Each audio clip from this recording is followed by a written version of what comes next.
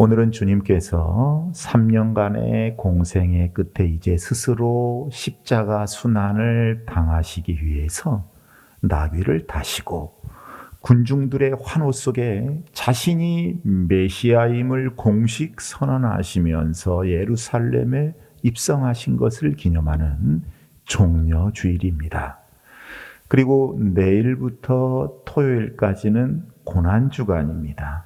이 고난주간, 우리를 위해서 십자가에서 그 모진 고통과 모욕을 다 당하신 주님의 은혜와 사랑을 묵상하면서 주님의 고난에 영적으로, 심적으로 동참하고, 그리고 할 수만 있다면 육체적인 것도 절제하면서 감사하는 한 주간을 사시기를 바랍니다.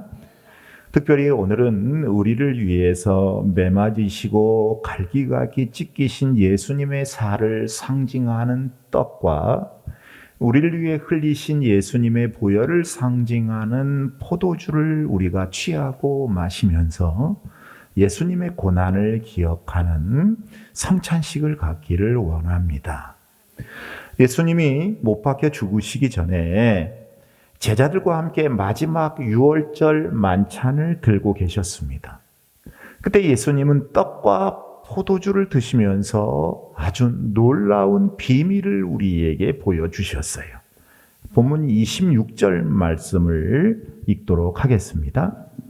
그들이 먹을 때에 예수께서 떡을 가지사 축복하시고 떼어 제자들에게 주시며 이르시되 받아서 먹으라, 이것은 내 몸이니라 하시고. 아멘. 예수님은 유월절 잔치상에 있었던 누룩 없는 떡을 집으셔서 그것을 떼어 제자들에게 주셨습니다. 이스라엘 백성들이 애굽에서 나올 때 누룩을 떠서 떡을 굽지 못하고 반죽 그릇을 그냥 통째로 옷에 싸서 어깨에 메고 탈출했던 것을 기념해서 이스라엘 사람들은 유월절 때마다 누룩 없는 떡을 먹었는데 예수님께서는 바로 지금 그 떡을 가지시고 축복하시고 떼어주셨던 거예요. 그러면 이 떡의 의미가 무엇일까요? 예수님께서는 요한복음 6장 35절 이하에서 그 의미를 말씀하십니다. 예수께서 이르시되 나는 생명의 떡이니, 잘 들으세요. 귀로만 들으시면 안 돼요. 네. 예수님께서 이르시되 나는 생명의 떡이니 내게 오는 자는 결코 줄이지 아니할 터이요 나를 믿는 자는 영원히 목마르지 아니하리라. 할렐루야. 예수님의 관심은 생명의 떡인 자기 자신을 가르치는 데 있었어요. 아무리 먹어도 배고프고 아무리 마셔도 목마른 인생, 무엇을 가져도 만족하지 못하는 인생, 결국은 종국에 가서는 허무함으로 끝나고 마는 인생, 진정한 행복을 추구하지만 그것에 다다를 수 없는 인생, 이것이 너희의 삶이니라. 그래서 너희가 밥을 먹으면 육신의 배는 부를지 모르지만 영혼은 결코 만족하지 못할 것이니라. 그러므로 진정으로 너희가 찾아야 할 떡은 바로 영생의 떡, 생명의 떡인 그리스도 예수 나이니라. 내가 바로 하늘에서 내려온 그 떡이니라. 너희 조상들은 광야에서 만나를 먹었어도 죽었거니와 나는 하늘에서 내려온 살아있는 떡이니 사람이 이 떡을 먹으면 죽지 않고 영생할 것이니라. 할렐루야. 예수님이 떡을 축사하시고 떼어서 제자들에게 주시면서 그러므로 받아 먹으라, 이것이 나다, 나를 먹으라, 이렇게 말씀을 하셨어요. 그리고 예수님은 곧 십자가에서 쏟으실 그 피를 생각하시면서 내가 흘린 이 보혈을 마시라. 너희가 이 떡을 먹고 이 피를 마시게 되면 모든 죽음이 사라지게 될 것이다. 모든 죄의 고통과 절망과 좌절이 사라지게 될 것이다. 모든 질병이 사라지게 될 것이다. 너희를 괴롭히는 모든 악한 세력들이 무너지게 될 것이니라. 그리고 너희에게는 진정한 구원과 소망과 평안과 참된 기쁨과 영생이 시작될 것이니라. 이렇게 말씀을 하셨어요. 이러한 은혜가 여러분에게 꼭 있기를 축복합니다. 그러면 예수님은 왜 나를 믿으라 이렇게 안 하시고 나를 먹으라 이렇게 하셨을까요? 생명의 떡인 나를 먹고 내 피를 마시라라고 하신 뜻이 무엇일까요? 요한복음 6장 56절에 그 답이 있는데 내 살을 먹고 내 피를 마시는 자는 내 안에 거하고 나도 그의 안에 거하나니. 할렐루야. 아멘. 여러분, 우리가 예수님을 믿는다는 것은 그냥 단순히 내 입술로 내가 예수님을 믿습니다 하고 인정하고 받아들이는 데 머무는 것이 아닙니다. 내가 예수님을 믿는다는 것은 일주일에 한 번 와서 예배 시간에 앉아있고 헌금하고 이런 것이 그 예수님 믿는 것의 전부가 아니에요. 예수님을 믿는다는 것은 단순히 예수님을 내가 인정하고 받아들이는 차원을 넘어서는 어떤 영적인 결합을 의미합니다. 이게 예수님 믿는 거예요. 예수님 믿는 거. 그냥 예수님 받아들이고 예수님 영접하면 끝. 이게 절대 아닙니다. 여러분, 우리가 음식을 먹으면 그 음식이 뱃속에 들어가 소화되지요. 여러분 아침 드시고 오셨습니까? 음식 먹으면 그렇게 되잖아요. 그것이 피가 되고 살이 돼서 내 몸 전체가 생명을 유지하게 하는 힘의 근원이 됩니다. 이와 마찬가지로 예수님을 믿는다는 것은 예수님을 먹고 마심으로 말미암아서 예수님이 내 안에서 내 피가 되고 내 살이 돼서 내 몸이 된다는 뜻이에요. 아멘. 여러분, 제대로 예수를 믿고 아셔야 돼요. 그래서 이제는 내가 사는 것이 아니라 내 안에서 그리스도께서 사신다는 거예요. 예수님의 피가 내 혈관에 흐르게 되고 예수님의 살이 곧 내 살이 되고 예수님의 생각이 곧 내 생각이 되는 거예요. 예수님의 마음이, 예수님의 관심이 내 마음과 관심이 되는 거예요. 예수님의 가치관이 곧 내 가치관이 되는 거예요. 이게 예수님 믿는 거예요. 예수님 믿는 거. 그래서 내가 볼 때는 이제 예수님의 시각으로 봅니다. 모든 것을. 내가 생각할 때는 이제 예수님처럼 생각해요. 내가 말할 때는 예수님이 시키는 대로 말합니다. 내가 행동하거나 걸어갈 때도 예수님이 내 안에서 움직여야 한다는 거예요. 그죠? 뭐예요? 작은 예수처럼 사는 거예요. 작은 예수님처럼. 이것이 바로 예수님이 내 안에 있다는 의미이고 우리가 예수님의 살을 먹고 피를 마셔야 하는 이유인 거예요. 그러니까 예수님의 살을 먹고 피를 마신다는 것은 우리가 예수님과 하나가 된다는 아주 중요한 의미를 가지고 있습니다. 사랑하는 여러분, 여러분은 예수님과 하나가 되셨습니까? 이거 아주 중요한 문제잖아요. 어떤 분들은 1년에 52주 그냥 교회에 오셔서 예배 드리고 가면 나는 예배 생활 잘하고 있어 스스로 위로해요. 중요한 것은 여러분, 내가 위로해서 되는 게 아니라 하나님이 인정하시는 제대로 예수 믿음이 있어야 하잖아요. 여러분, 예수님과 하나가 되는 거, 예수님 믿는 거예요. 모쪼록 이 성찬의 의미를 꼭 이루는 여러분들 되시기를 축복합니다. 네. 여러분, 하나님께서 창조하신 세계는 원래 완전하고 아름다웠어요. 근데 하나님과의 언약을 약속을 어기고 선악과를 따먹은 사람들 때문에 죄가 들어왔어요. 죄로 말미암아 사람들은 땀 흘려 힘들여 노동해야 먹고 살 수 있게 되었고, 경쟁 구도 속에서 얼마나 요즘에 경쟁이 심합니까? 갈등하고 스트레스 받고 싸우고 늙고 병들고, 결국은 이 죄가 사망을 몰고 왔어요. 죽음에까지 이르는 고통을 겪게 됐어요. 그리고 이 육신의 사망뿐만이 아니라 하나님과의 교제가 단절되는 영적인 사망, 영적인 멸망까지 인간에게 엄습해 왔습니다. 이러한 모든 형벌은 인간을 향한 죄에 대한 하나님의 진노의 표현이었어요. 하나님의 공의를 이루기 위한 것이었지요.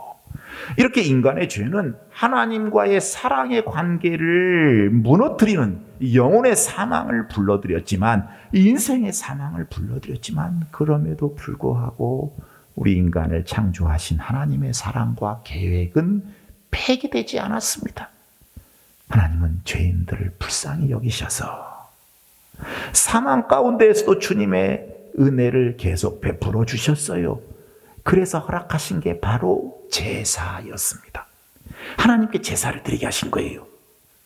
사실 범죄한 자의 결말은 오직 심판뿐인데, 멸망뿐인데, 인간이 죄악으로 인해서 하나님과 교통할 수 없는 처지에 놓이게 되자 하나님의 자비는 제사를 통해 인간에게 하나님께로 나아갈 수 있는 길을 열어주신 거예요.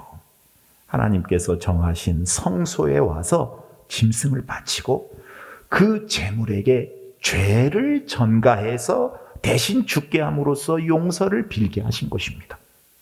그러면 하나님께서는 죄인의 범한 그 모든 죄를 그 짐승이 짊어진 것으로 간주하고 죄인에게 퍼부어야 할 진노를 제물들에게 쏟아 부으셨어요. 인간으로 하여금 죄사함을 받고 잠시 주님과의 교제의 기회를 얻을 수 있게 하신 것입니다. 그러니까 죄인을 향한 하나님의 사랑과 죄를 향한 하나님의 진노가 조화를 이룬 것이 바로 성소에서 드려지는 제사였습니다. 그런데 문제는 타락 이후의 인간들은 하나님과 결별하여 살 수는 있어도 죄와 이별하고 살 수는 없는 존재가 되었어요.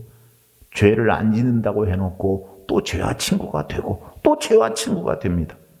그러기에 제사를 지냈을지라도 그로 말미암아 하나님과 교제하는 길이 영원히 열린 것이 아니었어요. 참회하는 마음으로 제사를 드렸을지라도 범죄와 완전히 결별할 수 없었고, 범죄는 필연적으로 하나님과의 관계를 또다시 단절시켰습니다. 그 결과 그들은 매번 하나님 앞에 나아가 죄의 용서를 구하고 그 피비린내 나는 제사의 절차를 다시 밟아야 했습니다. 그렇게 계속 우리의 죄에 대한 대가를 지불해야 할 제물이 필요했습니다.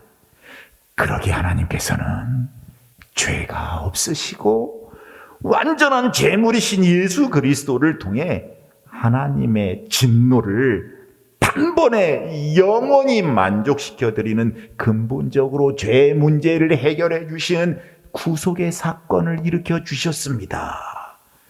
그래서 이제는 일시적으로만 주님의 진노를 풀어드리는 그런 불완전한 제사가 아니라 유월절 어린 양 예수님께서 친히 십자가에서, 어디에서?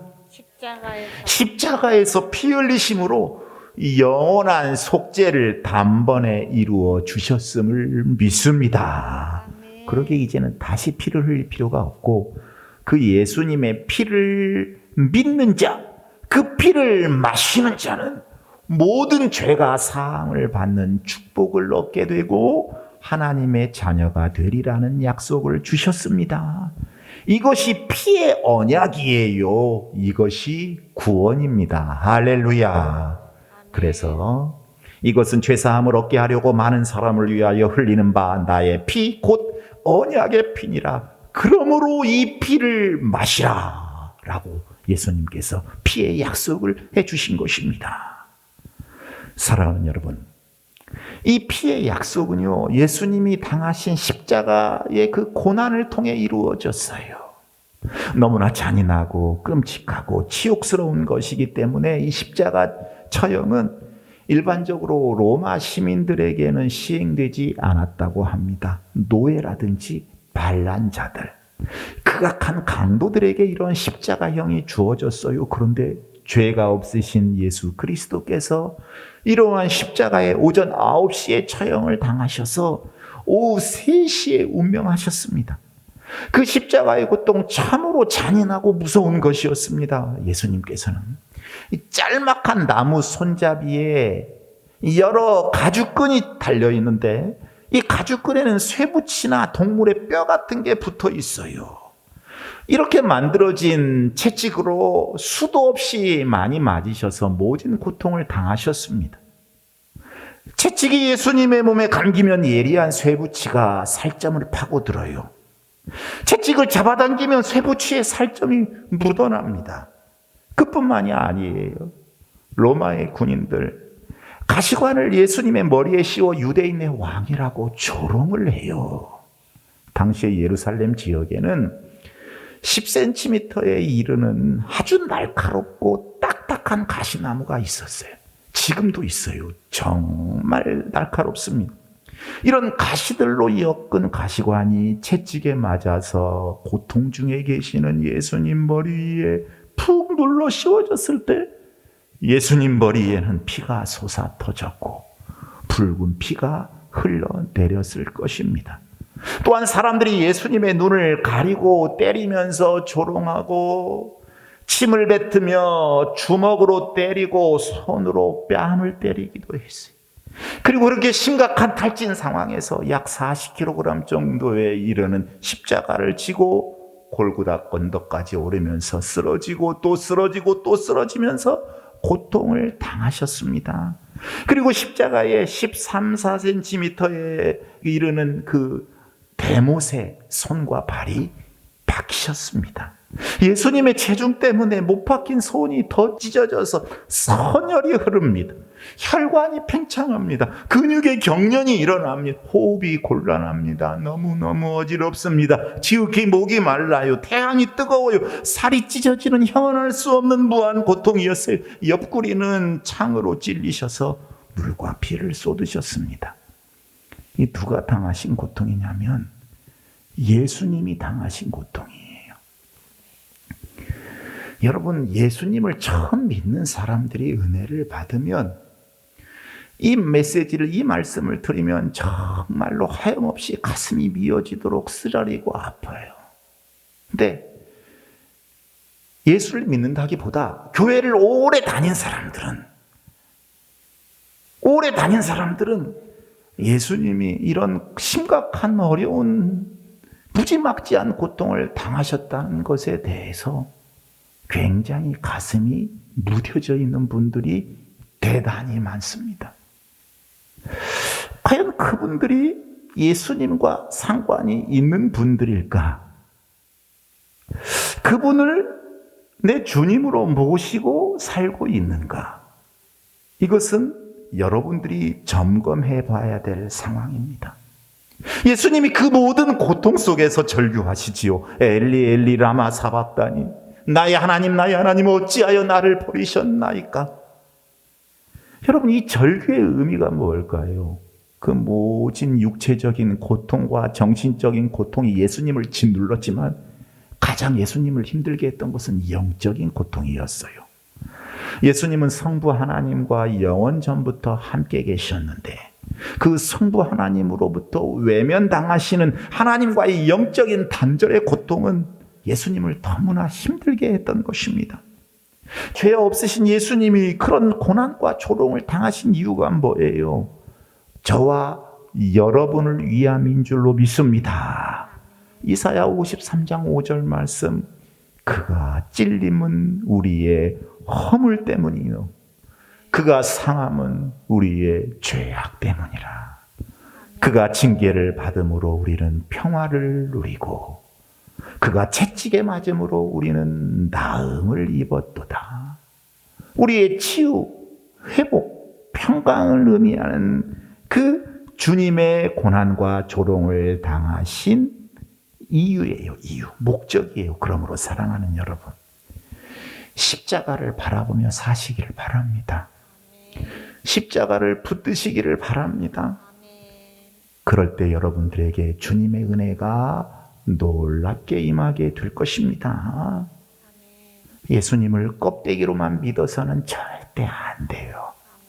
주님 오셨을 때 주님께 인정받는 예수 믿음이 있어야지요. 그잖아요. 그때는 돌이킬 수가 없어요. 잘못되면. 또 우리는 예수님의 십자가를, 이 십자가를 주님이 오실 때까지 전할 수 있어야 돼요.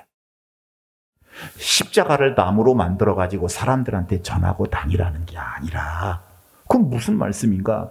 고린도전서 11장 26절에 보면 너희가 이 떡을 먹으며 이 잔을 마실 때마다 주의 죽으심을 그가 오실 때까지 전하는 것이니라. 성찬을 베푸실 때 예수님께서 주신 말씀이에요. 주의 죽으심을 주님 오실 때까지, 다시 재림하실 때까지 전해야 된다. 자, 주의 죽으심을 그가 오실 때까지 전하는 것은 여러분 어떤 삶을 의미할까요? 십자가에서 주님께서 죽으심을 예수님의 재림 때까지 전해야 한다는 것. 이 의미는 두 가지로 추계하게 돼요. 하나는 뭐냐면 십자가에 동참하는 삶을 의미합니다. 따라서 십자가에 동참하는 삶. 십자가에 동참하는 한 번 더 시작. 십자가에 동참하는 삶. 우리 주님이 십자가의 본을 몸소 보이시고 은혜와 사랑을 베풀어 주셨기에 이제는 내 십자가가 힘들고 어렵고 고통스러워도 내가 져야 할 십자가를 묵묵히 기쁨으로 질 수 있는 삶이 있어야 한다는 거예요.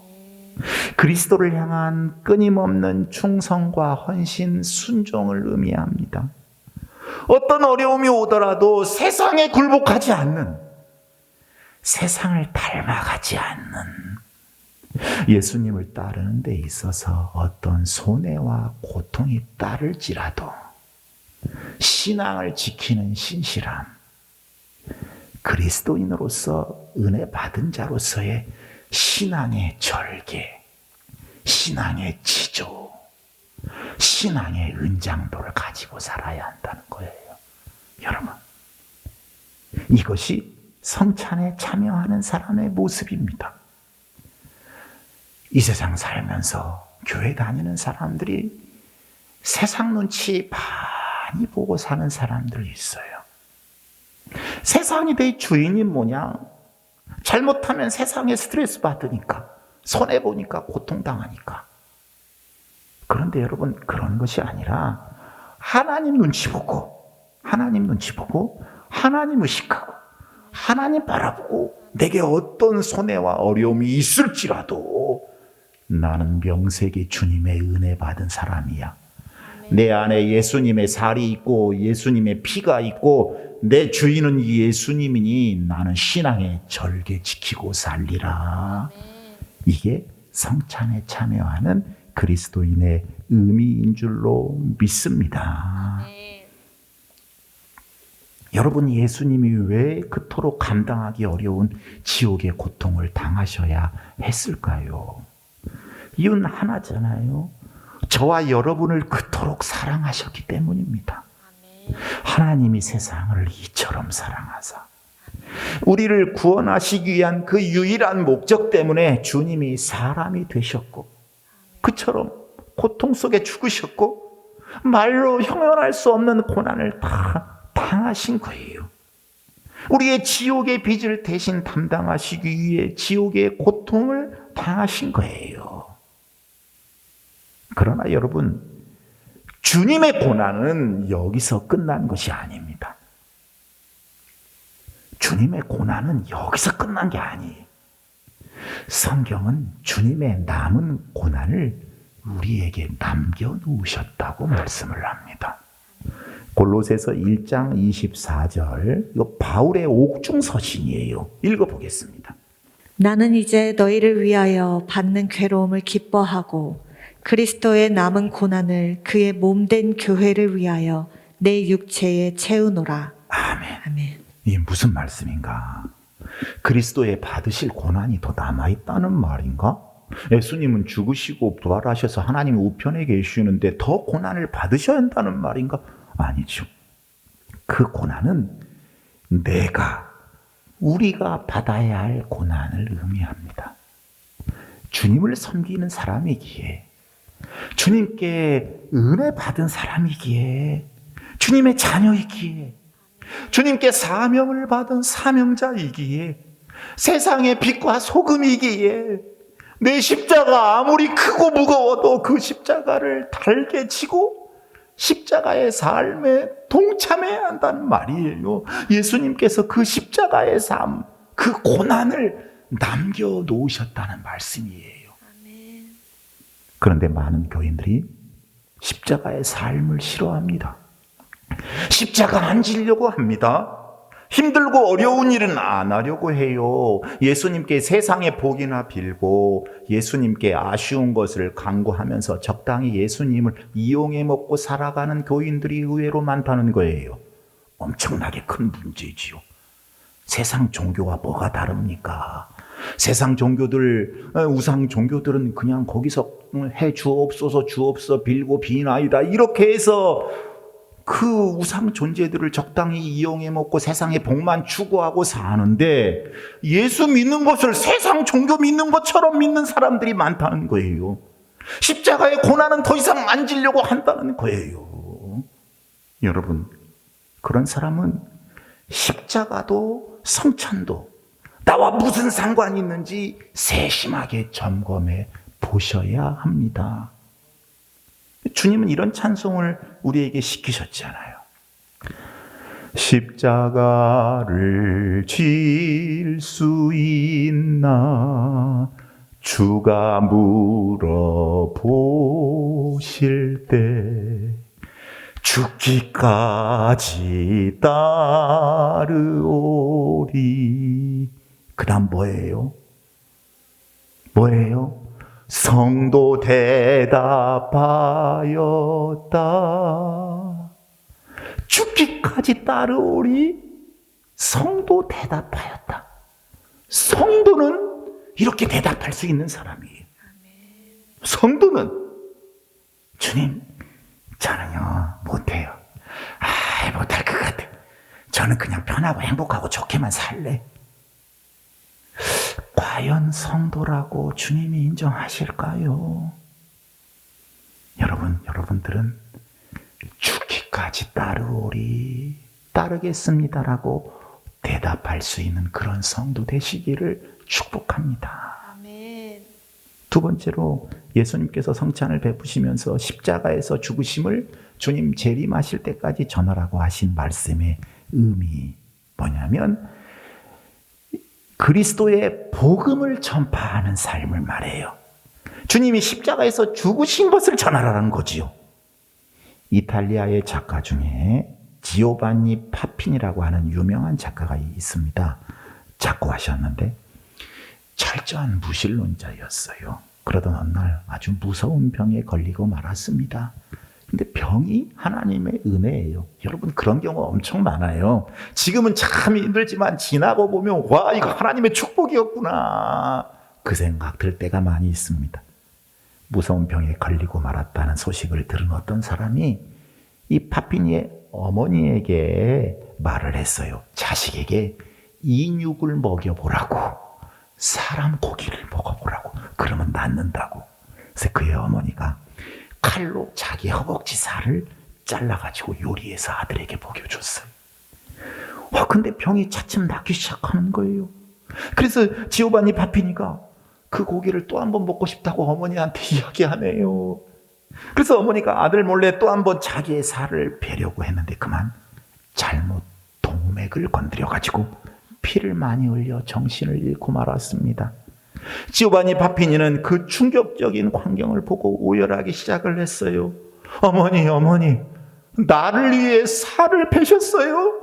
지난번에 먹은 고기도 어머니 살이었어요? 하면서 흐느꼈습니다. 어머니가 아들 목소리를 듣고 간신히 정신을 차렸어요. 그리고는 마지막으로 이렇게 당부를 합니다. 아이야, 나는 죄 많은 몸으로 너를 구했지만 예수님은 죄 없는 몸으로 우리를 위해 살을 찢기시고 피를 흘리셨단다. 그러니 너는 반드시 예수님을 잘 믿어야 한단다. 어머니 알겠습니다. 어머니 알겠습니다. 나를 위해서 살을 찢기시고 피 흘리신 예수님을 저도 잘 믿겠습니다. 그래서 아주 신실한 그리스도인으로 변화돼요. 그 후에 이 바피니는요, 그리스도의 일대기, 또 떡과 포도주 등등의 이 영적인 책을 써가지고 남은 여생을 복음을 전파하며 살았다고 해요. 십자가를 전하는 삶이지요. 사랑하는 여러분, 성만찬이란 예수님의 살과 피를 내가 먹고 마심으로써 내가 그리스도와 함께, 그리스도가 나와 함께 동거하고 한 몸을 이루는 것인데, 이는 곧 십자가를 증거하기 위함입니다.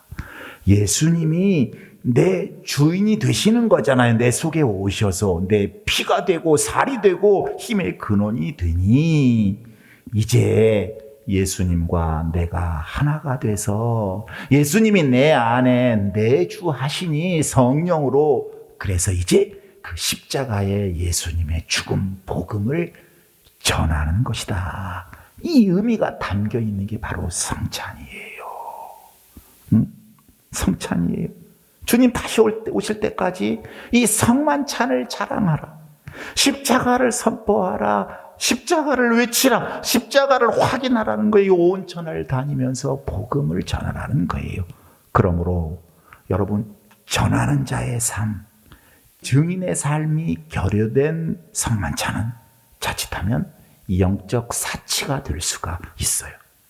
여러분들이 이 성만찬 하실 때 반드시 그 의미를 잘 묵상하고 주님께, 주님 힘을 주십시오. 저와 함께 해 주십시오.